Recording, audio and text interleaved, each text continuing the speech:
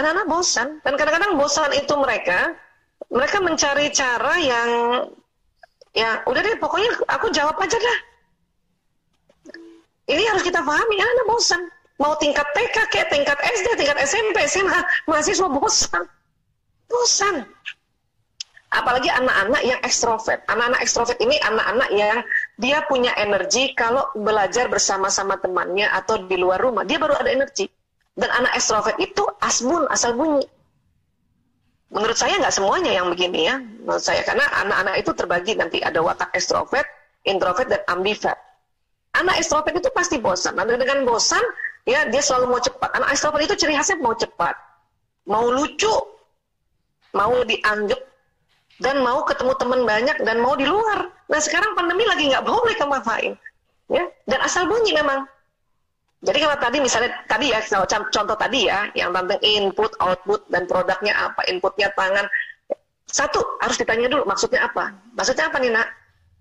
Bisa jadi memang maksudnya dia adalah ya sesuatu yang dia sulit menjelaskan karena pengen cepet tadi nulis. Atau bisa jadi dia pengen asal bunyi aja supaya lucu. Sekarang kan anak-anak mencari cara bagaimana dopamin keluar atau yang dikejar pituitari. Nah karena anak-anak zaman sekarang dia cari lucu-lucuan, asal-asalan gitu. Ya kondisi sekarang ini memang targetnya nggak bisa seperti sebelum pandemi. Jadi kalau banyak orang tanya, Bu Aisyah, generasi ini nih, generasi virtual ini mau jadi apa dia? Nggak tahu. Jangankan mau jadi apa, sehat aja kita nggak tahu. Kita nanti bisa nggak ya dengan vaksin nanti kita bisa sehat semua? Nggak tahu. Ini harus diingat ini. Nggak tahu. Mau tanya siapa Pak Joko Widodo? Tahu bagaimana nanti jadinya nih generasi virtual jadi? Nggak tahu beliau. Oh dunia aja nggak tahu. Saya terserah kalau ibu-ibu tanya, Bu Aisyah gimana nanti kualitas generasi virtual? Nggak tahu. Udah sehat aja syukur. Udah sehat aja syukur. Ini yang harus kita sadari sekarang. Kalau tadi pertanyaannya konteksnya virtual. Memang bukan kebodohan, kebosanan. Bosan anak-anak. Bosan. Ya, nah artinya begini. Dan kalau ditanya tadi, apakah mereka nyontek? Nggak tahu. Kenapa? Karena Bapak Ibu guru, Bapak Ibu dosen nggak bisa mengontrol mereka. Ini perbedaannya belajar sebelum pandemi yang tatap muka dengan yang online. Ini perbedaannya. Makanya kata Mas Menteri Pendidikan Kebudayaan Pak Nadiem bahwa standarnya tidak bisa lagi seperti sebelum pandemi. Kita harus realistis. Dan nggak usah berprasangka buruk, anak pasti nyontek nih. Karena kapan kita berprasangka buruk terus-terusan, nyontek betulan. Kenapa nggak bilang, terima kasih ya yang mengerjakan sendiri dengan jujur, terima kasih ya. Fokus ke situ.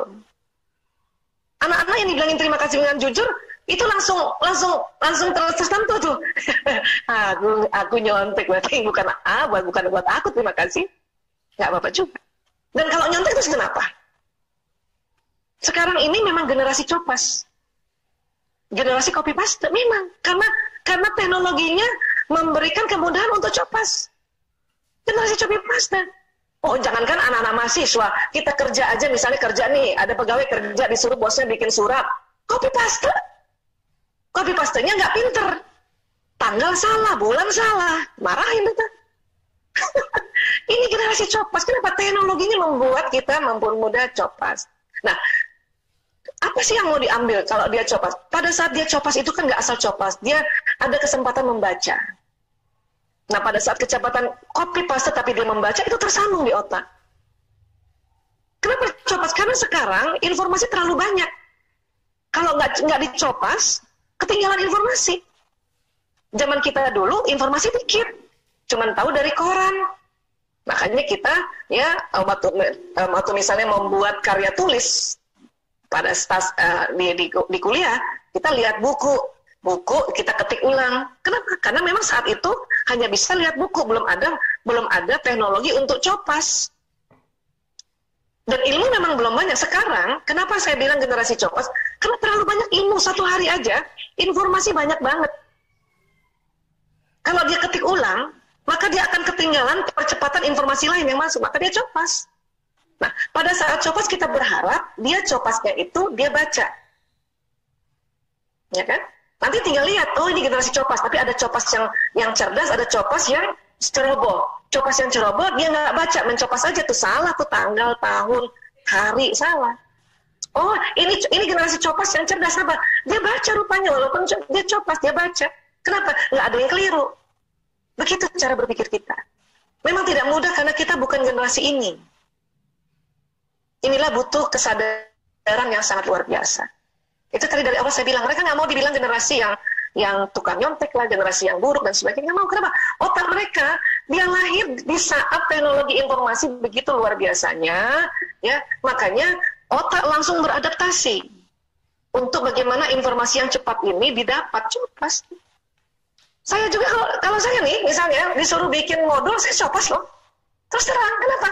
Setiap hari banyak modul yang aneh-aneh, kemudian atau modul yang judulnya orang tuh panitia minta yang begini-begini, tapi saya punya intinya, yaitu inti kalau bukan otak pria wanita atau inti neuroscience atau emosi.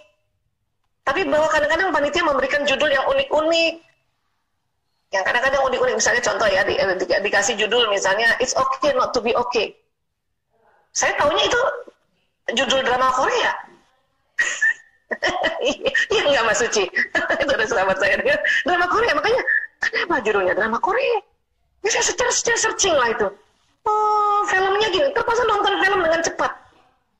Dan dengan cepat saya mencopas itu, oh It's Okay Not to Be Okay. Ya, itu sebuah drama Korea. Ya, cuman saya lupa nama yang lain itu, nama-nama Korea soalnya. Tapi saya hubungkan dengan inti dari modul saya, yaitu emosi. Bahwa emosi kadang kalau kita sedih, boleh kok satu saat kita sedih. Boleh kan satu saat kita kesel? Boleh kan satu saat kita, itu namanya menghargai emosi. Nah itu kreativitas mencopas dengan mengkreativitas menyambungkan dengan ilmu dasarnya mereka, itulah yang terjadi pada otak-otak generasi sekarang atau zaman sekarang. Gitu. Saya bukan generasi sekarang, tapi hidupnya di generasi sekarang. Mau nggak mau copas juga diikutin. Kalau nggak lama ngetik. Sehari 3 kali seminar saya, judulnya beda-beda.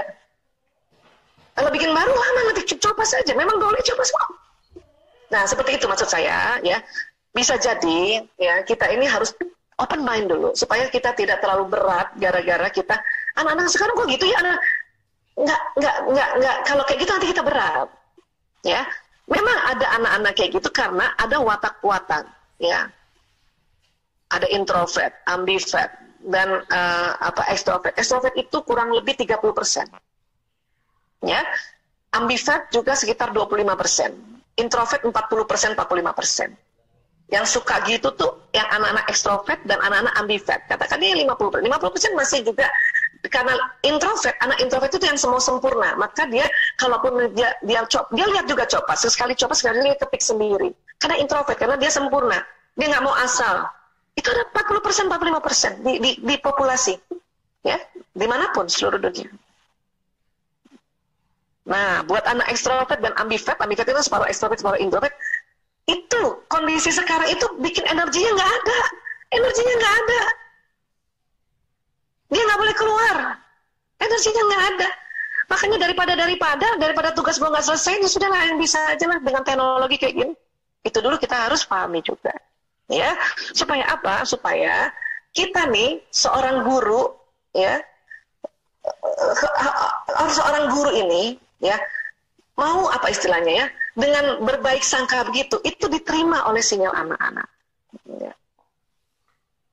Nah itu ada Pak Raihan tuh, tulis di situ, mindset anak-anak, how to get it, bukan how to do it. Karena kondisinya memang begitu. Kondisi sekarang, ya, bagaimana ngambil ini? Karena informasi udah bertebaran. Informasi udah bertebaran. Saya ini setiap melihat modul, saya lihat searching dulu Google. Kadang-kadang misalnya saya mau bikin modul seni menegur anak, saya pengen tahu juga si pedagog ini mau ngomongnya apa pendapatnya. Psikolog ini kita buka kan, pas buka lu kok sama saya semua nih. Kadang-kadang saya kaget loh, kok saya juga nih, gitu. Nyari siapa narasumbernya seni menegur, loh, kok saya kadang-kadang kayak gitu. Berarti padahal saya nggak pernah masukin di Google. Orang-orang ini masukkan ke Google gitu. Informasi terlalu banyak sehingga tinggal diambil. Sekali lagi, hargai dia punya generasi. Kalau kita banding-bandingin dengan kita, maka sinyal yang keluar dari kita itu, sinyal ketidaknyamanan. Makanya anak-anak bilang, aduh vibrasinya guru ini nggak enak, vibrasi nyokap gue nggak enak, vibrasinya dosen ini nggak enak. Ini yang maksud saya, kenapa? Dan itu nggak mudah loh. Saya sendiri nggak mudah. Perlu perenungan. Mohon sama Allah, ya Allah. Mohon petunjukmu, ya Allah. Bagaimana saya bersikap dengan anak-anak zaman sekarang. Itu Allah kasih bukakan itu. Memang begitu, Aisyah. Rasanya gitu. Seperti ada yang nuntun. Ya, teknologi ini banyak. Karena informasinya harus banyak. Satu hari ini, kalau zaman dulu kita satu hari dapat informasi dari TVRI. Dunia dalam berita. Cuma dari situ doang. Korannya Poskota, Kompas, sama Sinar Harapan, cuman gitu doang. Majalahnya Kartini sama Femina, cuman dari situ. Sekarang TV online-nya banyak, surat kabar online-nya banyak, ya majalah online-nya banyak. Belum lagi itu udah bingung, makanya mau baca yang mana. Makanya itulah muncul generasi yang to get it, yang tadi kata Pak Rehan itu. Nah, kita mencoba memaklumi. Kadang nggak ada yang tahu nanti generasi ini jadi apa, nggak ada yang tahu. Pokoknya berbaik sangka aja lah. Ya, kenapa? Karena nanti pas dia pada besar nih, ya teknologi komunikasinya lebih canggih lagi. Mungkin nggak lewat TV sama TV, udah ditembok dengan tembok kali. Itu juga kita nggak tahu, ya. Jadi kayak gitu. Nah, adapun misalnya tadi ayah mengatakan nggak boleh bosan. Nah, itu tadi yang saya bilang, peran ayah itu the person of tega. Peran ibu, ya. Orang yang membasuh luka. Ya udah nggak apa-apa. Misalnya anak bilang, Bunda aku bosan. Bunda udah benar tadi. Bu Galuh udah benar. Menamakan emosinya. Oh bosan ya. Kasiannya kamu bosan. Bunda juga bosan kalau jadi kamu. Itu benar sebagai ibu. Dia juga harus dapat input yang sebagai ayah. Gini caranya supaya nggak bosan. Nggak boleh bosan. Kan the person of tega tadi dari awal sudah bilang. Supaya apa? Supaya anak-anak di otaknya tuh dapat dua jenis pendampingan parenting. Sehingga anak-anak tuh sempurna. Kan kita mau jadi dia cerdas, sempurna.